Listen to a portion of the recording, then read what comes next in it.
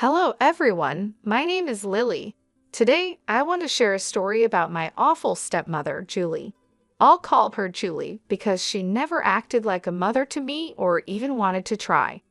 When my dad, Jacob, first introduced me to Julie, she made it clear that she didn't want to be my mother. She said to me, "I don't want you thinking I'm going to be your mother. You're just my husband's daughter, nothing more. You're a teenager, so don't expect me to do anything for you." I replied, "That's okay, Julie. I can take care of myself. I just want my dad to be happy. I won't get in the way." She shot back, "You're already in the way, you little witch. Don't try to act smart with me. I know how to handle worthless teens like you.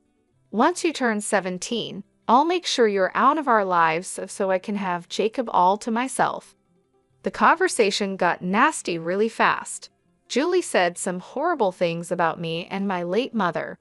My dad was a widower, and my mom passed away when I was just 7 years old. I miss her a lot, and it took my dad a long time to start dating again. That's one reason why I never told him about Julie's terrible words or behavior. Looking back, it was a big mistake to stay quiet because Julie became a nightmare after she married my dad. Even my dad was surprised by her behavior. Julie always targeted me and tried her best to kick me out of the house. She made it clear that she hated kids and didn't want me around. She never told my dad this before they started dating. When my dad refused to abandon me, she began to find ways to make my life miserable. She would ruin her own food and blame it on me. She'd say, "Look at what your daughter did, Jacob. She spoiled my cooking because I refused to cook for her. She's going to poison me one day." Then my dad would ask, "Lily, what's your explanation for this?" "Dad, I swear I don't know anything about this. I'm happy to cook my own food. I wasn't even home before you came back. I got takeout to eat in my room," I said, trying to explain. Julie interrupted, "Oh God, she's lying, Jacob. You need to get rid of her before she kills me." This was just one example of what Julie had been doing for the past 5 years. This whole mess was over too much salt in her food, which she had added herself just to blame me. It was crazy, but Dad believed me because I had enough proof. Over the years, she did much worse. She cut off my phone connection, locked me out of the house for 8 hours, took my car keys on the day of an important test, and even threw away a project I had worked on for a week. Dad tried his best to make Julie understand that her actions were not okay, but she never listened. She would act nice for a few days and then do something terrible again. By the time Julie had been with us for a year, I got a job and started paying for my own things. I wanted to avoid any interference from her in my life. Dad was upset, but I told him it was good for me to have my own money. I didn't want him to feel guilty. Julie, being a stay-at-home wife, considered Dad's money as her own and didn't want him spending much on me, not even for basic needs. I tried to stay out of her way as much as possible, hoping she'd leave me alone. But she never got the hint and kept bothering me. She was determined to get rid of me from her life and the house, but she had no idea what was coming. The big drama happened a few weeks after my 17th birthday. Since then, Julie had been in a great mood, often singing happily around the house. I knew why she was so cheerful. She thought she could finally get rid of me. Little did she know, I had overheard her talking to her friend on the phone about how she planned to kick me out. I was aware of her plan, but she had no idea what was coming for her. One day, I came home from work and saw my stuff packed in my room. Instead of being upset, I was amused. I said, "Hey Julie, why is my stuff packed and waiting in my room? Are we going on vacation?" "Don't act so smart, Lily. I hope you remember my words," she snapped back. "I told you that once you turned 17, I would make you leave. Well, now it's time for you to go. I've decided to be nice and pack your things to make it easier for you. You want to kick me out of my house. Oh no, Lily, this is my house and I don't need to keep you here anymore. I'll deal with Jacob later, but you are definitely leaving." Julie had a smug look on her face, showing like she was happy with herself. She was already thinking about what to do with my room. But I said, "Not so fast, Julie. Karma is coming for you." I calmly took some papers from my bag and gave them to her. She looked confused, so I smirked and said, "I think you should look at these papers first, Julie. I've been meaning to give them to you for a while. It's good you mentioned eviction today. It reminded me of these documents." "What are these papers? Why do I need to read them?" she asked. "Why don't you take a look and find out?" I replied. Julie sat down and started to read the papers I had given her. At first, she looked confused, then her face changed to shock and disbelief. She looked at me, then back at the papers. Her expression turned angry. "Is this an eviction notice in my name?" "What the hell, Lily?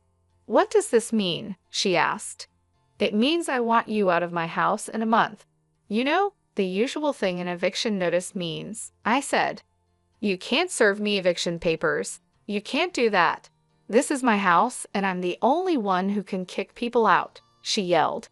No, Julie, this is my house and always has been.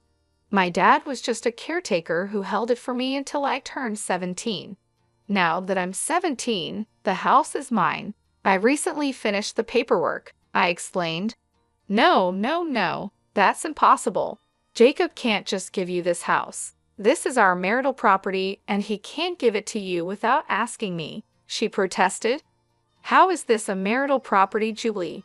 Dad had this house long before you were around. I guess he didn't tell you that it belonged to my maternal grandparents. They left it to me and had Dad take care of it until I was old enough," I said. "I turned 17 just a few weeks ago." No, you must be lying to me. This can't be true. You're trying to scam me and kick me out of the house. Wait till your father hears about this. He will kick you out instead," Julie yelled. She made the mistake of calling my father downstairs, forgetting she never asked him if she could kick me out. Even if the house belonged to him, she should have asked. She knew he would say no, so she tried to do it behind his back. In her rush, she forgot this detail and decided to involve Dad. I wasn't complaining. It was better for me this way. Dad came downstairs to see what all the yelling was about. He said, "Whoa, calm down, Julie. Why are you screaming like that? What's wrong?" "Why wouldn't I be screaming? Your daughter is making wild claims again. She says this house belongs to her and she's kicking me out," Julie shouted. Dad turned to me and asked, "Lily, what is going on? I need to know the truth." I knew Dad would ask for my side. He's a good father and knows his wife can be very mean. He always listens to both sides before taking action, which Julie hated.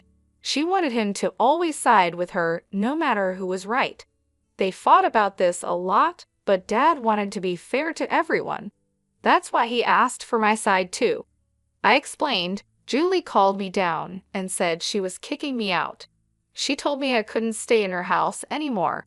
I knew she was planning this because I overheard her talking on the phone. So I decided to kick her out instead. I gave her an eviction notice. Dad was shocked and turned to Julie. "What the hell, Julie? Who gave you permission to try and kick my daughter out? You never discussed this with me. Why am I hearing about this now?" Julie realized she had made a mistake. She was so upset by the eviction notice that she forgot she'd be caught. I saw her panic for a moment, then she turned hostile and defensive like she always does. She snapped, "Your daughter is already an adult, Jacob." She had turned 17, and we let her stay in the house for a month without paying rent.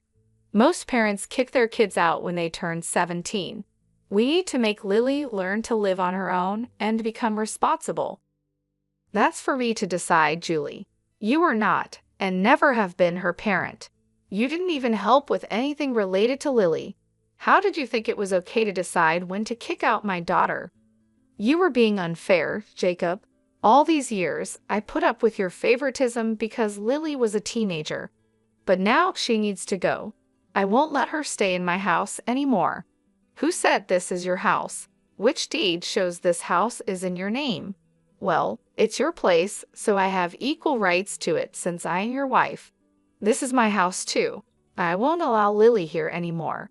She needs to go. This is not your house, and even if it was, you have no right to it. This is Lily's house, and it's in her name." Julie went pale when she heard that. She didn't expect my dad to agree with me and say the house belonged to me. She lived in her own world where everything was hers just because she said so. Hearing otherwise was a big shock for her. She started to cry and said, "Why would you say such a thing, Jacob?" "Because the house belongs to Lily. I'm just telling the truth. What's wrong with that? You gave Lily the house without talking to me. How could you do this, Jacob? I'm your wife. You should have discussed this with me. I am not okay with this. You had no problem going behind my back and trying to kick my daughter out. Why can't I do the same, Julie? Talk about double standards. There was nothing to discuss. This house was always meant for Lily. I was just the trustee who took care of it until she turned 17. The house was transferred to her name recently." Julie finally understood that we were telling the truth. Dad even offered to show her the papers if she needed proof. She was in too much shock to say anything coherent. She just said, "You deceived me, Jacob. I thought the house was yours. You lied to me. This is not fair." "I never lied to you, Julie. You never asked whose house this was when we got married. We signed a prenup that said our personal assets stay personal." "Oh my God, this can't be true. You should have told me, Jacob. Now Lily is throwing us out. Look at how ungrateful your daughter is." "Jacob, I'm not throwing you out, Julie. That's just for you. You won't get to live in my house anymore. I might have let you stay, but after you tried to kick me out, I changed my mind. You're the one who has to leave. If you kick me out, your dad will follow too. We're a couple. He won't leave his wife." My father laughed out loud. He had been thinking about leaving Julie for a while, but he wasn't sure. Today made the decision easy for him. He said, "Actually, no, Julie. I'm not following you. I will stay here and take care of my daughter. I've been thinking about divorce for a while, and what you did today sealed the deal. I'll be filing tomorrow. Be ready for it." "Wait, are you going to divorce me? You want to leave me for your daughter? You can't do that." "Yes, I can, Julie. Did you think I'd forgive you for tormenting my daughter for 4 years? Absolutely not. I thought you might change, but I see now you'll always be toxic. I don't want someone like that in my or my daughter's life." Julie stepped back as if she had been hurt. She never expected a divorce so soon. My dad is usually a quiet man who doesn't do anything drastic. This was very unlike him. He was mad, and you could see it on his face. He didn't shout, but his tone showed how angry he was. This made Julie even more anxious. She started arguing with my dad, and I decided to leave them and go to my room.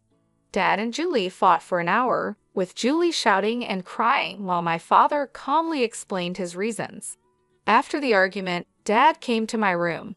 He seemed a bit sad and wouldn't look me in the eye. He sat down and said, "Lily, I know I need to apologize to you. I'm sorry, dear. I should have done a better job of protecting you from Julie. I thought being fair and avoiding fights would make things better. I was wrong and made things worse for you." "You don't have to apologize, Dad. I know you loved Julie, and she wasn't like this when you married her. People change, and it can take time to understand these changes." "Wow, you've really grown up. I wish I had handled things differently. I brought a mad woman into our lives." "Well, what's done is done. I forgive you, Dad. You tried your best, and I'm not upset. Do you really want to divorce Julie? I won't be mad if you don't. I would understand. Girl, I'm not living with that crazy woman anymore. I'm done. Her true colors shocked me too much to act sooner. I don't want her in my life anymore. I had a feeling something was wrong with Julie, which is why I made the prenup. I was worried she'd mess up your future and cause money problems, so I thought this was the best way. See, you did think about me too. You deserve to be happy, Dad. That's all I want. If Julie doesn't mean anything to you anymore, it's best to separate." I spent a lot of time assuring my dad that he was not a bad parent. He did a lot for me, and I needed to make him believe that too. I won't lie, I was super happy that my dad was finally getting rid of that crazy woman, Julie. She wasn't the right person for him and shouldn't stay married to him after everything she did over the years. The talk with my dad went well, and he went to the guest room to sleep that night. I finally felt peaceful knowing that Julie would soon be out of our lives for good. It felt great to teach her a lesson. I hoped she would remember this for the rest of her life. The real surprise came the next morning when I found Julie acting way too nice and caring towards me. She was in the kitchen making me breakfast and acting like I was the most important person to her. Even Dad was giving her a strange look and looked at me with confusion. When breakfast was over, I said, "Thanks for breakfast, Julie, but you don't have to do this anymore. I can make my own food, as I have for the last 7 years.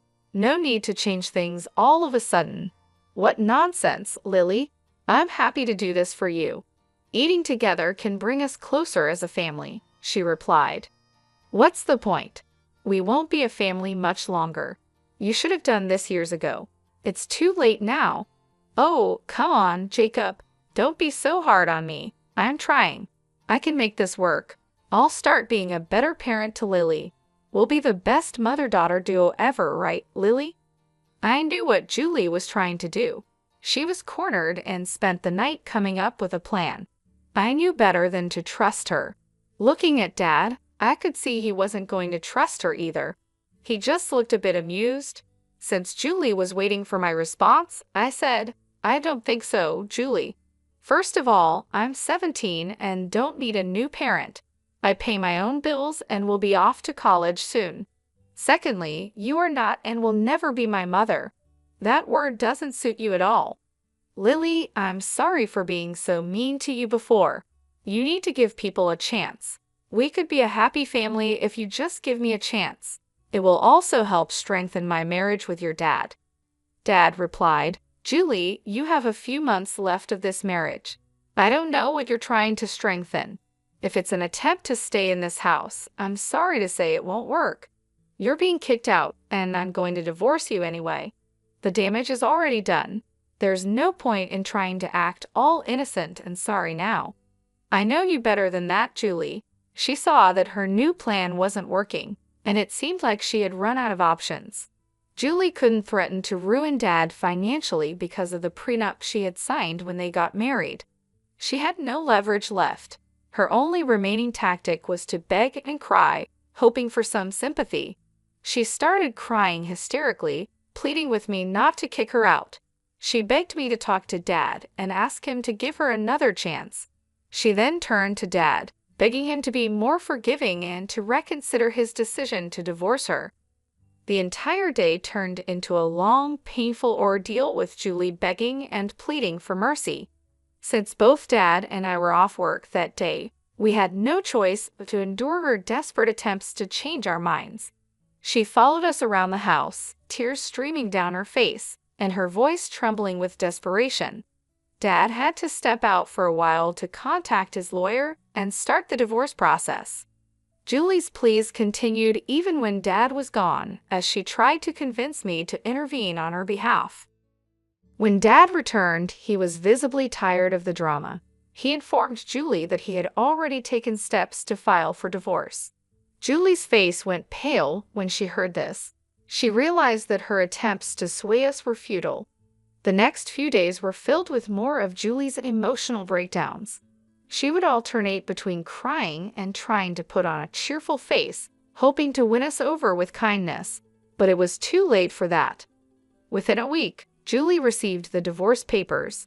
Dad's lawyer had them delivered to her, and her reaction was a mix of shock and resignation. The realization that her marriage was over seemed to hit her hard. She stopped her begging and crying after receiving the papers, understanding that her efforts were in vain. The cold reality of her situation started to set in. Dad sat her down and explained that she would need to find a job if she wanted to have a place to live and afford a lawyer for her divorce proceedings. Julie, still clinging to the hope that she could somehow fix things, promised she would find a way to support herself. She was convinced that she could change our minds if she tried hard enough. She kept saying that she would prove herself and make things right, but we both knew it was too late. As the days passed, Julie's presence in the house became more and more unbearable. She would try to engage in conversations, acting as if nothing had happened, but it was clear that neither Dad nor I wanted to have anything to do with her anymore. The tension in the house was palpable, and every interaction with her felt forced and uncomfortable. Finally, the month came to an end, and Julie was still holding on to the hope that we would let her stay. She kept her belongings packed, waiting for a last-minute change of heart from us. But when the time came, there was no reprieve. We had been clear about our intentions from the start, and now it was time to follow through. Julie was given a firm deadline to leave the house. Dad and I stood by, watching as she gathered her things. She tried one last time to plead with us, her eyes filled with tears and desperation. But we remained steadfast. Julie's belongings were taken out, and she was escorted out of the house. She looked back at us one last time, hoping for a sign of mercy, but there was none. As the door closed behind her, a wave of relief washed over me. The house felt lighter, freer, without the constant tension and negativity that Julie brought. Dad and I shared a moment of quiet understanding, knowing that this was the right decision. We had endured enough, and now it was time to move forward, leaving Julie and her manipulations behind. She made a fuss when we told her to leave, but after Dad threatened her with more legal trouble, she left crying. I heard she moved in with a friend because her own family doesn't want her around anymore. When she left, she took all the negativity with her, and the house finally felt like home again. It's been more than 3 years since all this happened. I'm now in college, which is conveniently close to home. Dad successfully divorced Julie and has started dating again. He says he's not looking to settle down, but just wants some companionship from time to time. Life at home has been peaceful since Julie left, and Dad and I have grown closer. We often laugh about the drama that once filled our lives and how much better things are now. As for Julie, the last I heard, she moved into a small flat with several roommates. She's struggling to make ends meet because she doesn't have many skills or qualifications. Julie is working a minimum wage job and is just barely getting by. She's living a very different life from the one she tried to control in our house. I saw her from a distance at a grocery store a few months ago. She looked worn out and seemed to have aged a lot. Her hair was messy, and she had dark circles under her eyes. She looked nothing like the confident woman who tried to take over our lives. It was clear that life had taken its toll on her, and she was no longer the powerful person she once pretended to be. Seeing her like that made me realize that karma had caught up with her. She tried to manipulate us and take control, but in the end, she ended up with nothing. I couldn't help but feel a sense of relief knowing that she was no longer a part of our lives and that we were finally free from her negativity. The house, once filled with tension and arguments, now felt warm and welcoming. My dad and I have been able to move on with our lives. We often talk about how much better things are now and how grateful we are to have each other. Dad has even started taking up new hobbies like gardening and cooking, things he never had time for when Julie was around. We've created a peaceful and happy home, one that is full of love and laughter. Julie's departure has been a blessing for both of us that has allowed us to rebuild our lives and focus on what truly matters. We no longer have to deal with her constant drama and manipulation. Instead, we've been able to enjoy the simple pleasures of life, like spending time together and making new memories. As for Julie, I hope she has learned from her mistakes. Life has not been easy for her, and I believe that she has finally realized that you can't build happiness on lies and deceit. The last time I heard anything about her, she was still struggling to make ends meet and living a very difficult life. She's working hard to survive, and I think she has finally understood the consequences of her actions. I don't wish anything bad on her, I hope that she can find a way to turn her life around and learn to live with honesty and integrity. Perhaps the struggles she's facing now will teach her valuable lessons and help her become a better person. In the end, everyone deserves a chance to change and improve their lives. Looking back, I'm grateful for the challenges we faced. They made us stronger and brought us closer together. My dad and I have become a great team, and we've learned to appreciate each other even more. We've built a life filled with love, respect, and understanding, and for that, I am truly thankful. Julie's story serves as a reminder that trying to hurt others and take what isn't yours will only lead to your own downfall. It's important to live a life of kindness, honesty, and respect for others.